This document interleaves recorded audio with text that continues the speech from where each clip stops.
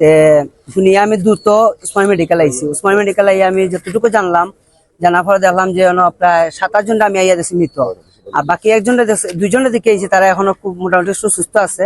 আর একজনের বমি ভাব আছে দিকে এলাম। আর আমরা ডালাই সমিতির অফিসে চাম্পাখানা বড় বাজার, তারা প্রতিদিন বুড়ে বিভিন্ন দূর দূরান্ত খামো যায় ডালাই লেভেল লইয়া। তারা ইয়া বই থাকে বা দেওয়ান থেকে সমিতির থাকি মানুষের যদি কয় ডালাই যাইতো তাহলে তো যায়, আর নইলে তো মনে কারণে বই থাকে, খাম পাইলে খামো যায়, নইলে বই থাকে। এখন কতদিন ধরে খাম কাজ আছে না, বৃষ্টির কারণে হঠাৎ করে আজকে একটা খাম পড়ছে।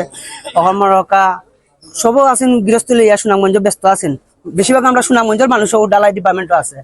এরপরে ওই যে কিতা আমি যতটুকু জানলাম যে তারা বেশিরভাগ আসলা বাড়ি থেকে আওয়ার পরে 2-1 দিন বৃষ্টির কারণে খাম কাজ হয়েছে না। ও আজকে খাম হয়েছে, খাম হওয়াতে তারা গেছেন। খাম যাওয়ার পরে একটা টাকার লগে ডিস্ট্রিক্ট টাকার লগে তারা একটা পিছন দিকে ধাক্কা মারানো মারকা মিশিং এর বাড়িয়ে তারা চুর মারা হয়েছে। গাড়ি কিচ্ছু হয়েছে না, এখন গাড়ির মধ্যে একবারে পুরা বালা রয়েছে।